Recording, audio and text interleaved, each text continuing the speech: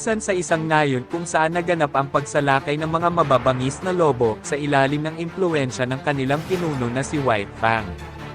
Akmang papatayin na nito ang nangahas na lumaban na batang babae nang dumating si Roger at iniligtas ito. Sino nga ba si Roger? Sino ang taong kanyang iniligtas sa pangil ng mabangis na lobo na si White Fang? At sa paanong paraan naging taong lobo si Roger? Yan ang mga tanong na ating tatalakayin. Nakatira si Roger sa labas ng Dark Forest sa silangan ng Megalith Wasteland. Siya ay mangangaso na mayaman sa karanasan at nangangaso para sa kanyang kabuhayan. Maraming mapanganib na hayop ang naninirahan sa loob ng madilim na kagubatan.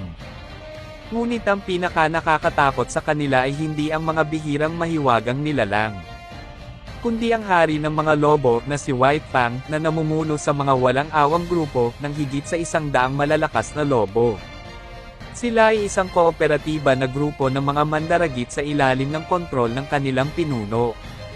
Si White Fang na nagtataglay din ng impluwensya ng isang masamang kapangyarihan na gumising sa mga mahiwagang kakayahan sa loob niya.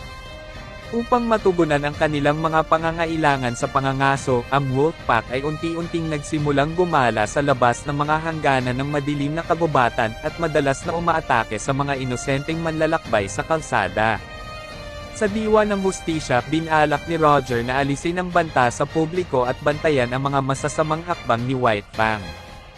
Noong minsang sinalakay ng mga mababangis na lobo ang isang nayon kung saan halos napatay ang lahat ng mga tao na nakatira doon. Naabutan ni Roger at nabulaga si White Fang nang kakainin na ng Wolf King ang isang nangahas na lumaban na si Ruby. Pinaril ni Roger ang White at tinapos ang kanyang buhay sa pamamagitan ng paglaslas sa tiyan ng lobo. Natalo ni Roger si White Fang, ngunit ang masamang kapangyarihan na nakatago sa loob ng White Fang ay nahawahan ang mga ngaso.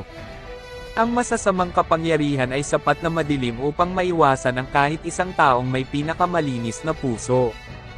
Isang taong hindi nakakalimutang magdasal sa gabi, ngunit hindi maiwasang maging isang taong lobo sa ilalim ng kabilugan ng buwan. Sa ilalim ng tawag ng buwan, nabigla si Roger nang malaman na totoo ang mga lumang alamat. Siya ay naging isang lycanthrope, karaniwang kilala bilang werewolf. Upang maiwasang mawala ng malay habang binago ang kanyang anyo at para maiwasan na masaktan ang kanyang pamilya, si Roger ay walang pagpipilian kundi ang tumakas ng malayo sa kanyang tahanan at mamuhay mag-isa.